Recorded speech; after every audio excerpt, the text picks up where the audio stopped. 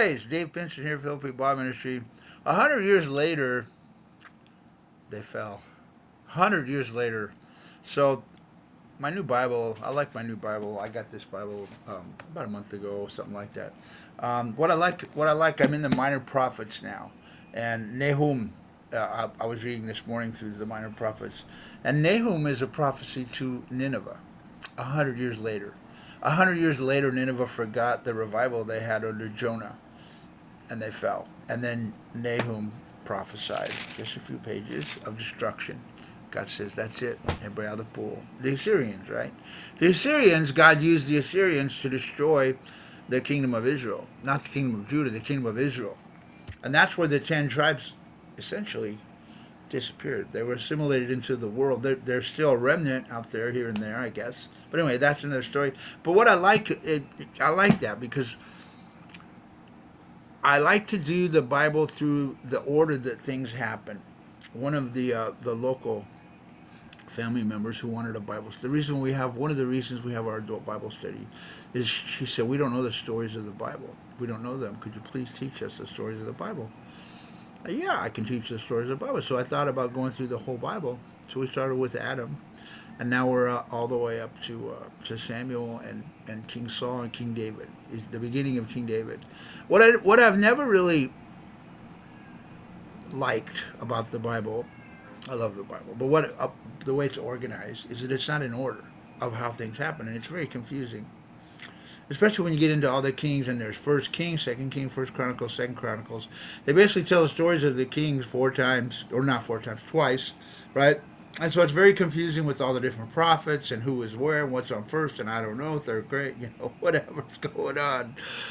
So when I get to David, I'm going to start teaching the Bible chronologically. I'm not. This is an overview, so we don't do every verse, every chapter, but we do the main parts of the stories and the main stories, like we did most of the. Anyway, so we're in David, and once we get to the part where David starts writing Psalms, which is coming up, then I'm going to start opening up. I already have a list of some of the songs David wrote and the prophets in order of when they appeared, to put them in order. Not necessarily that we're going to do every single all the way through the book of Nahum, for example, but when it comes up at that time in the story, I'm going to put, okay, so this is a prophet. He wrote this. Here's a little bit of his prophecy, just so everybody knows where we're at. So I know. I don't know why I'm going off on this, but it's already been 3 minutes. But I have a Bible here. It's supposed to be a chronological Bible, but it's a miserable failure in my mind, because what it does is it gives you the stories of when things happen in order, but it doesn't really give you the scriptures in order, and it doesn't it complicates the situation. So once I start doing that, anyway, I'm probably going to record those. We're going to see how that goes. If I can record those and post them on here, I'm going to start posting those. Um, Chronological study of, actually it would be the kings.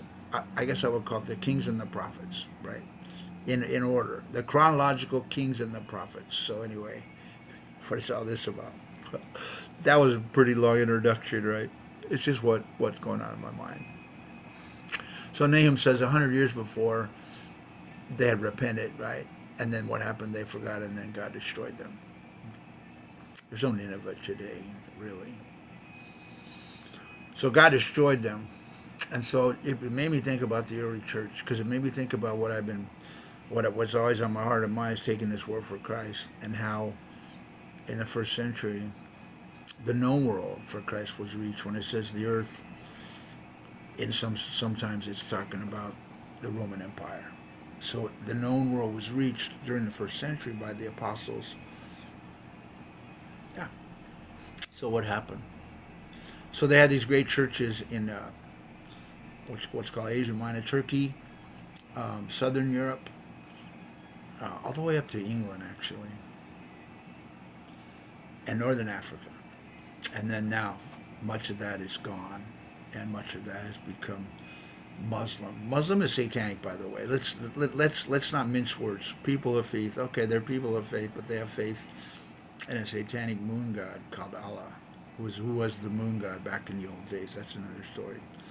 But it's not. These are not godly people. Well, it's the same God. No, it's not. It's not the same God. Jihad is evil. Just so you know. Um, anyway, So how did they fall to Allah? How did Turkey and Northern Africa and them fall to Allah when they were so strong and they were the first church? They were the places God established, right? There were God guides who provides, God establishes. How come they fell? Well, it's pretty simple, really. Um, they they lost their contact with the Lord and they hang out. So what happened was in North Africa, for example, as the church, whatever that was. Some people call it the Roman Church. Some people call it the Orthodox Church because it goes all the way over to Constantinople, Alexandria. But they started following icons, right? They instead of and they started trusting in the church instead of Jesus. So they lost the power of the Lord because they lost their relationship with the Lord. And as that weakened them, then when the Muslims came in, they had no strength of faith because they were weak. So what happened hundreds of years later, it was destroyed, dismantled. The Moors were the ones, the Ottoman Empire took over the Byzantine Empire, right? And went into all those lands. Why? Because the Byzantine Empire had fallen to icons, right? There's a whole story about Isadora. I think her name was Isadora, whose father, I think it was her father, was one of the leaders in the Byzantine Empire, which was a godly empire. I mean, the Orthodox Church. But then they started. She loved the icons. In other words, icons are like the saints, worshiping the saints. It could also be images, worshiping the images or having ancient artifacts and stuff like that. That people worship the stuff, statues, all that kind of stuff, right? So because they did that, then they lost their power. Actually, her story was even worse because what happened was there's a really good book called The Pilgrim Church, amazing book about the history. I love the book until the last couple of chapters, by the way. Turns out the guy's a big fan of the Plymouth Brethren, which we won't talk about today. I'm not a big fan of the Plymouth Brethren. Anyone who kicks George Mueller out of the organization, it's not good. But anyway, it's amazing history. But what happened was those who didn't want to follow the icons, those who just wanted to follow Jesus, what I call the simple church, um, they were persecuted by the Orthodox Church. They were persecuted to the point where they actually went. Just a second. The dogs. They were persecuted to the point where they sought refuge in the Muslim community because they said, "Oh, you can come in here and serve and do whatever you want." Eventually, that didn't work out. That they were all converted to Muslim, except the ones that escaped to Europe. That's another story. But it's because they lost their first love, you might say. They lost their love of God and they started worshiping the church. They started worshiping icons. They started worshiping idols. They started worshiping people, holy people. They lost their contact with the Lord.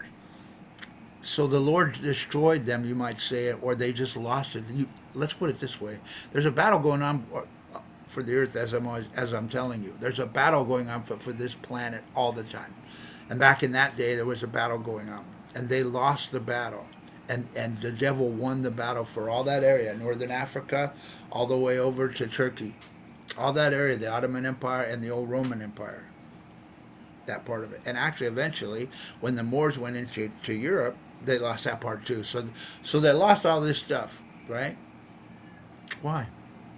Because they lost the Lord. They lost their first love, right? So what does that mean to me? How is that important to me? How is that valid for anything? Well, first of all, doesn't it break your heart? You realize that all this area was already hard fought and won for Christ, and that by love and by the apostles, and then later on by the first, the first couple centuries of God's people, and then they lost it because they lost their connection with God. Same thing's happening in the Western Church today, I believe, in a large extent. Most people don't see it. I could be wrong, but I don't think so. I look at the mega church movement. I even look at the people that I look up to that are believers that are in the world of politics or the world of business, right? And I hear the things they say, and I don't really hear. I mean, they talk about goodness and happiness and peace, and they talk about good things.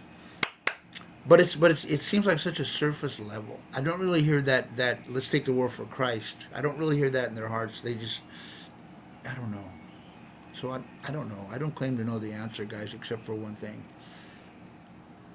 God will dispose of people that don't follow Him. Right? At the end of the day, He wants us to follow Him. Whatever you want, Lord, I will follow you. Whatever you want, I will take your word to the ends of the earth, or I will pray for people, or I will send people out, or I will pay for people to go out by my hard-earned prayer and whatever I have. I will give everything to follow you, Lord.